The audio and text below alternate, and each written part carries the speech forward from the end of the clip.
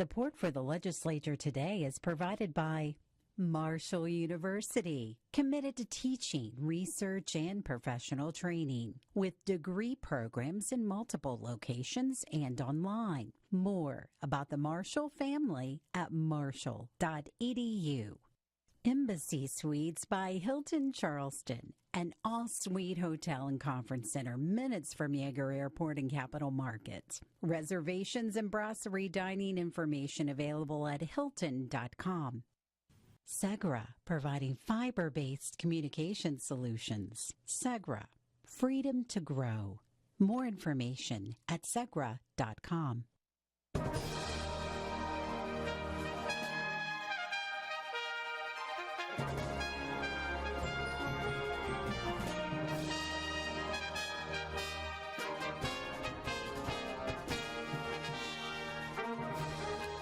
Welcome back to the Legislature today. I'm Bob Brunner. Thanks for joining us for another week. We are quickly approaching the midpoint of the legislative session. That brings up a number of deadlines. For example, House Majority Leader Eric Householder notes that all House bills need to be submitted by the end of the week to be considered this session. As of earlier today, nearly 1,900 bills have been introduced between the two chambers.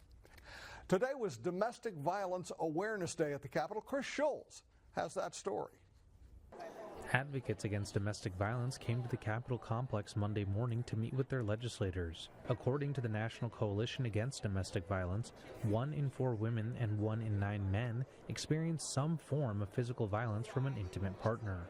Tanya Thomas is the team coordinator for the West Virginia Coalition Against Domestic Violence.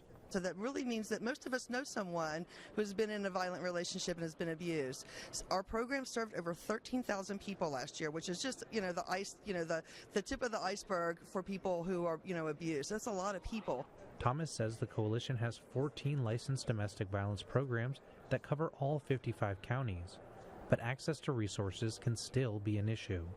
In West Virginia and states like West Virginia, the resources may not be as prevalent for maybe people who maybe have means or have access, like maybe in urban areas where they have a whole lot of services. So what happens is maybe the domestic violence, it doesn't occur more, but the resources to leave those situations, are often really hard to obtain in rural states like West Virginia. Thomas stressed that resources are available for anyone experiencing domestic violence. Samuel White is the Legal Services Coordinator for the West Virginia Coalition Against Domestic Violence. He said advocates are hoping a marital exception to the crime of sexual assault will be removed this session.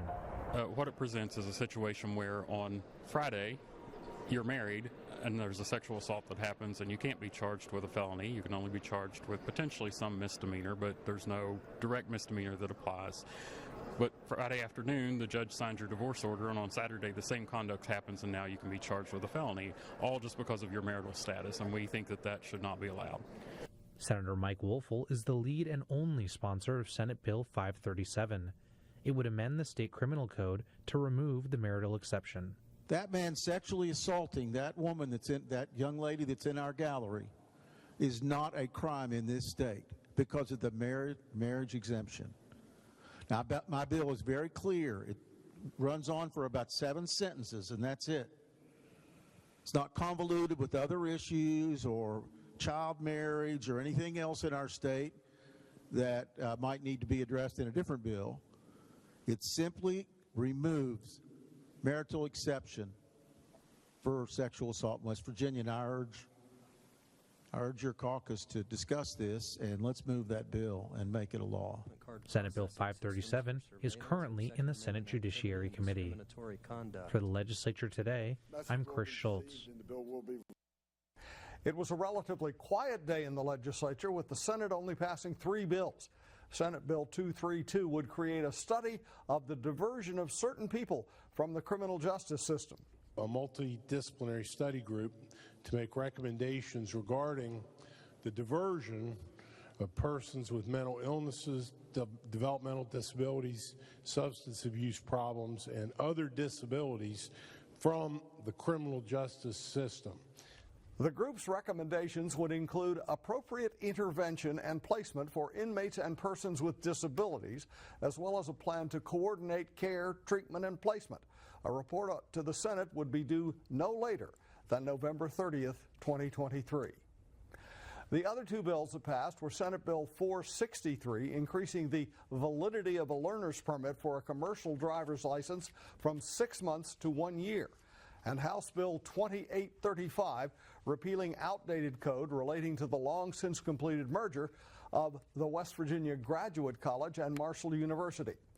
Despite being on its third and final reading since Friday, Senate Bill 472, which would create a criminal offense of indecent exposure in front of minors, was laid over for a second time. The House Finance Committee debated a wide variety of bills on Monday that were recommended for passage. House Bill 2882 makes supplemental appropriations to the State Economic Development Fund. The highlight of the bill is a $105 million to support the Form Energy project, which brings a new battery plant with 750 jobs to the old Weirton steel mill plant site. Some members voiced concerns about the risk involved with state ownership stake in buildings and land. Delegate Doug Scaff, a Democrat from Kanawha County, was among a committee majority supporting that state funding. Now, I've done a lot of research on this. I even got a chance to meet the people from Form Energy. They are committed. They did their due diligence. They looked all around the country to find the right location. And I think we have an opportunity today to send the message that, hey, West Virginia is open for business. Let's be creative. The bill now goes to the House floor. House Bill 2346, a bill which declares a shortage of qualified bus drivers and allows retired bus drivers to accept employment and keep their benefits, passed unanimously. House Bill 2002, relating to providing support for families, raises the income tax credit for adoptive parents from $4,000 to $5,000 and establishes a pregnancy support program. That bill was sent to the House floor.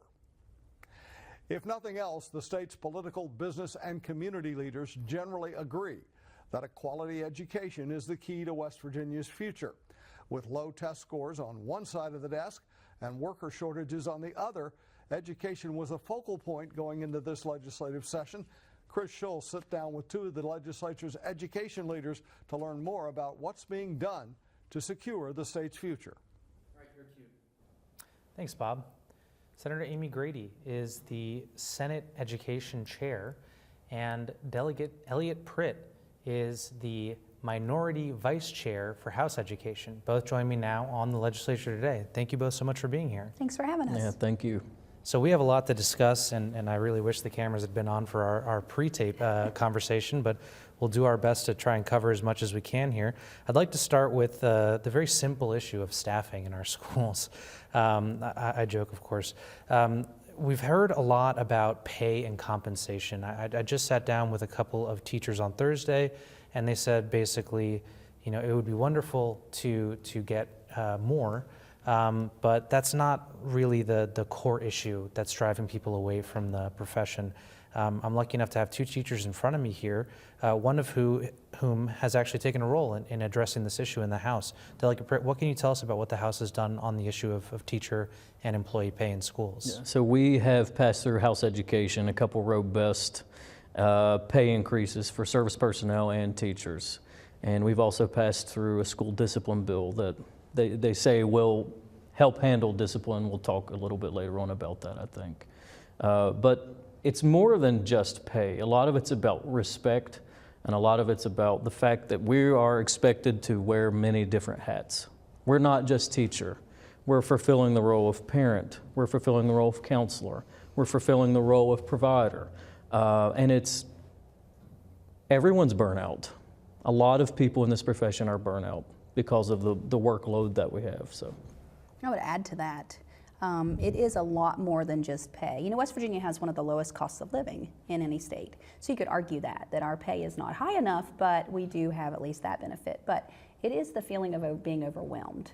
You know, when you leave the school building at 3 o'clock, you're not leaving your work. You're not, you know, a lot of other jobs, when you clock out of that building, you're going home and you're relaxing.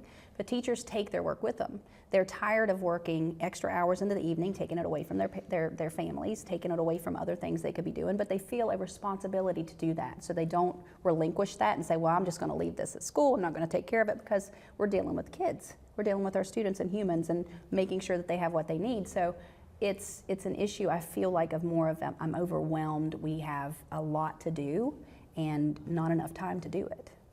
So I'm really glad that you both have jumped onto this issue early on. The word that I heard when I was speaking to these teachers on Thursday was respect. I believe that same day in your education committee, Senator, that word respect came up when you were hearing from, AFT and WVEA. I am curious, though, legislating pay is relatively simple. Obviously, the fiscal note and the question of the budget does come up, but that's something that's possible. It's within the realm of legislation. How do you legislate respect and narrowing the scope of what a teacher has to do in the 24 hours that we all have to share? Senator? It is a problem. And I say that all the time. You can't legislate like morality. You can't legislate respect. You can't legislate certain character traits that we need people to have. And that's everywhere. When we have our students and parents, and then they get this idea that not to respect teachers. I think it's just a generational thing that we're going through, honestly. And I look at, we have a bill, I think I have a bill in this education committee, House Education passed it over, 2890, deals with student discipline, and I've looked at that. And what I gather from that bill is teachers don't feel backed up by their administrators. If a teacher's having a problem with a student in class over and over and over again, we shouldn't have to write legislation that says you can do something about that student. This teacher should be able to go to their administrator and say, hey, this student is interrupting the learning process for every student in my classroom on a daily basis. I need him or her removed so that this can take place, but they don't feel like they have that support. So now we're looking at legislation that basically addresses every single discipline issue in like a cookie cutter fashion, and that's not okay, but we're kind of to that point. Yep.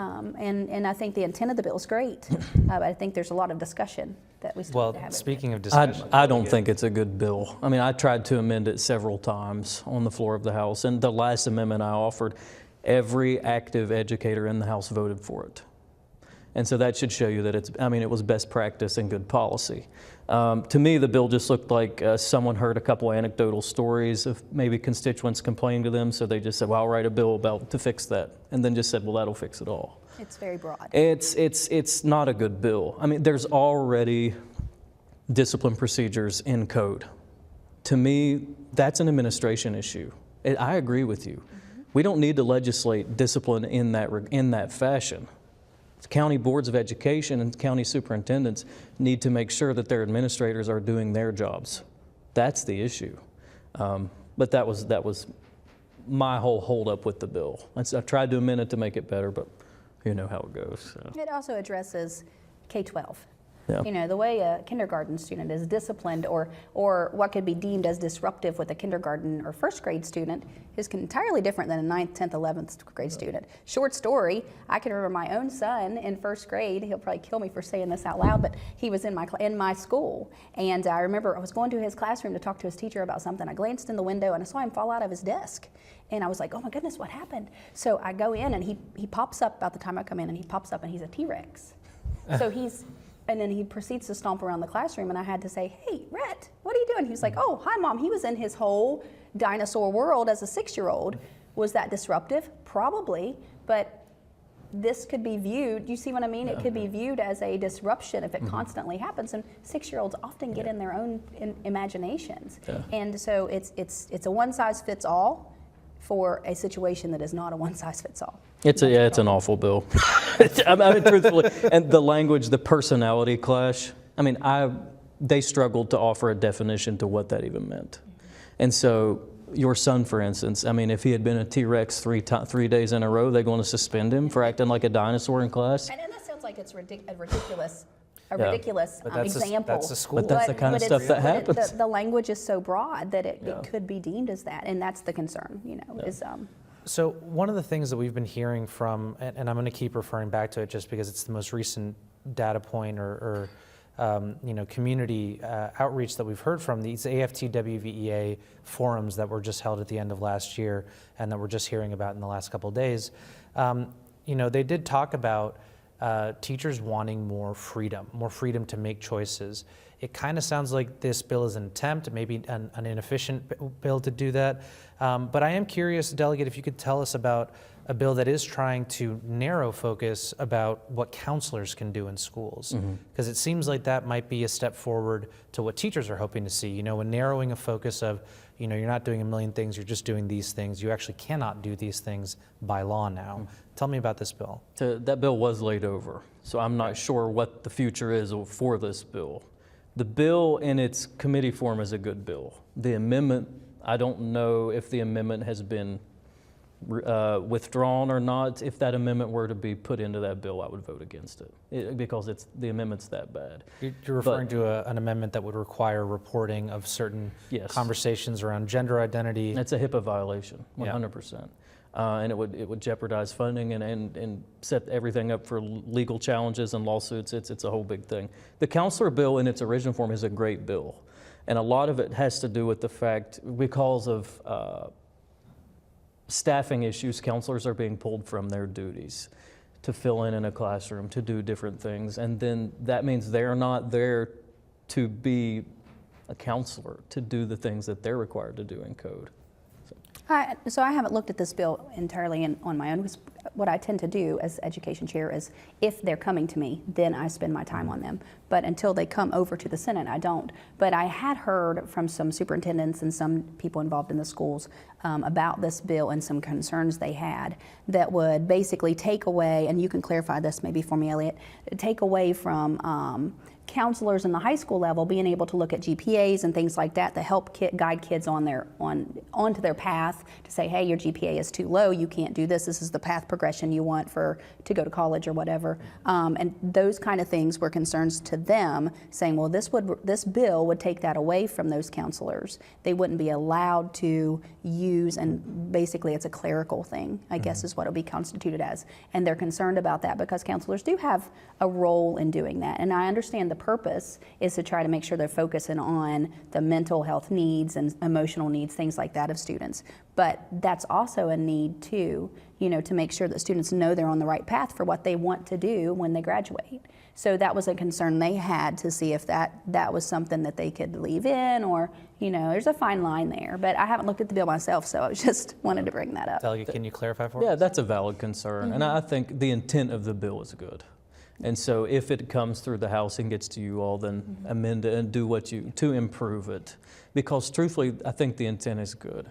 There was a section in there that said, I think counselors weren't supposed to keep records, or that needs stricken. There are a few things in there, but by and large, I think the bones of the bill and the intent of the bill are good. We have a lot of those bills with good intent.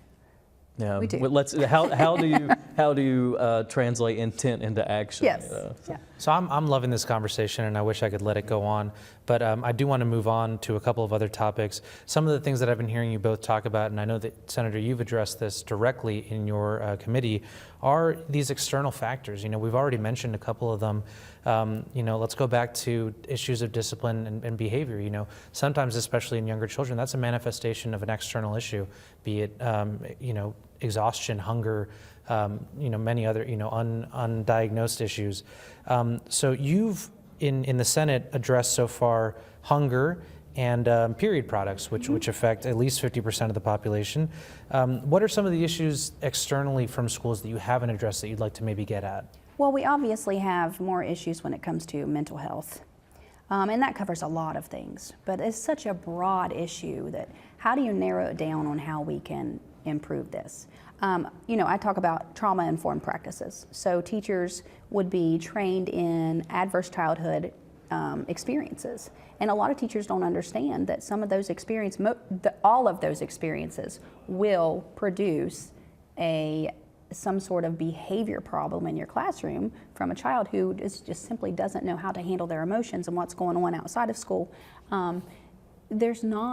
That's the sad part, is there's not a one thing to address. We have to hit it from all angles. So addressing hunger, you know, and the simplest thing about period products, you know, people don't think of that, but that can keep a child home from school. They want to miss school. It can make them feel just like they don't have what they need, so they don't want to be there, they can't be there, they're embarrassed.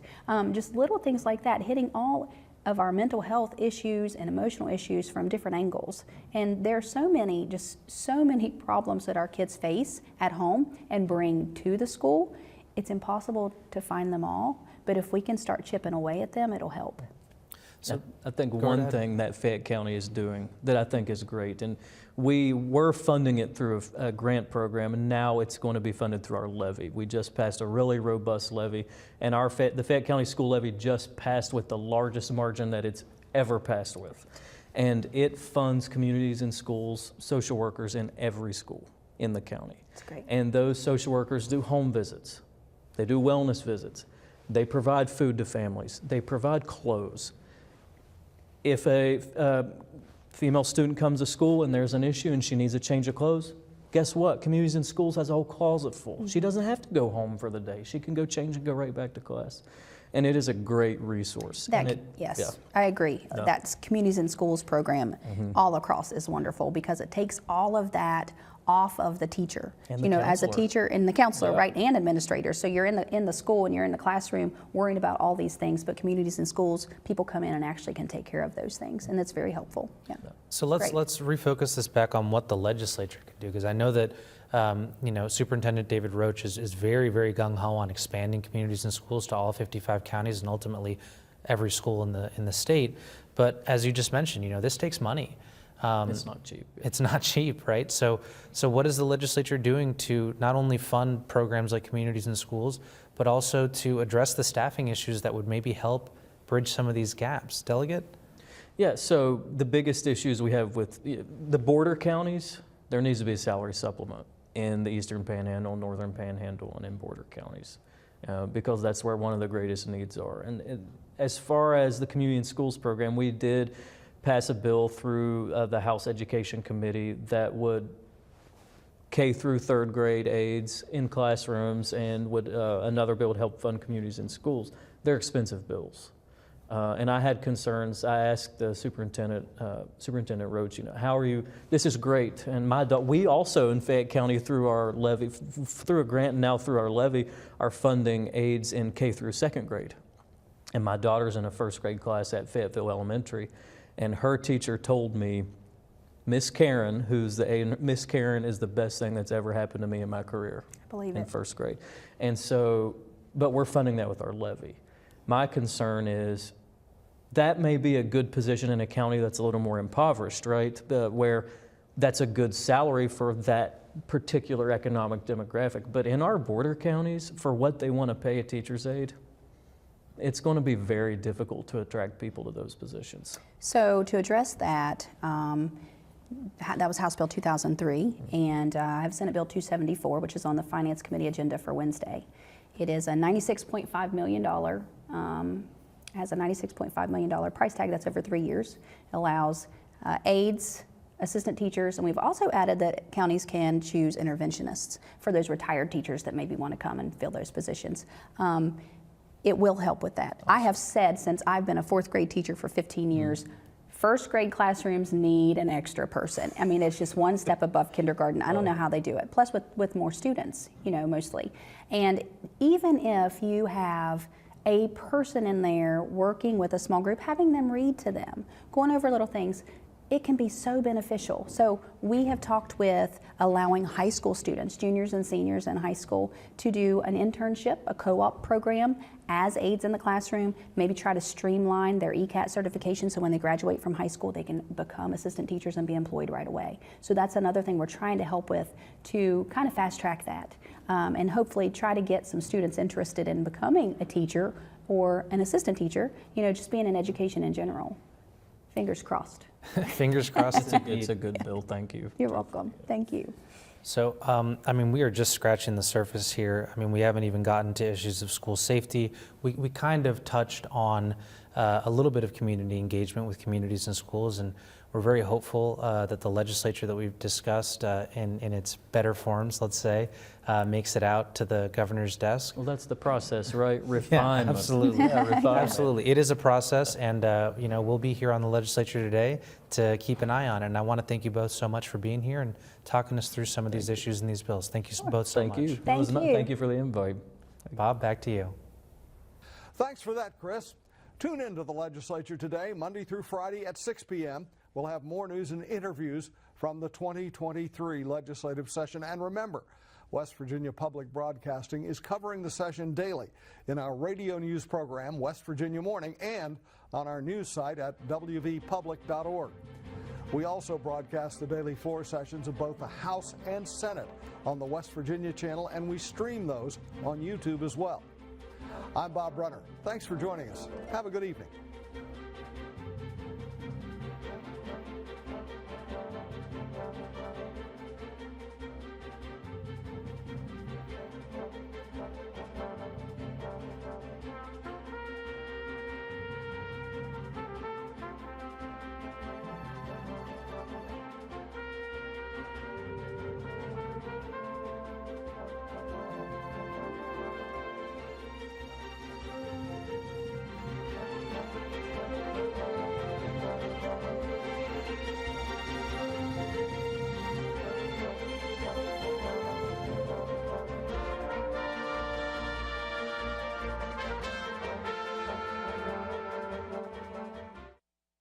Support for the Legislature today is provided by Marshall University, committed to teaching, research, and professional training, with degree programs in multiple locations and online. More about the Marshall family at marshall.edu. Embassy Suites by Hilton Charleston, an all-suite hotel and conference center minutes from Yeager Airport and Capital Market. Reservations and brasserie dining information available at hilton.com. Segra, providing fiber-based communication solutions. Segra, freedom to grow. More information at segra.com.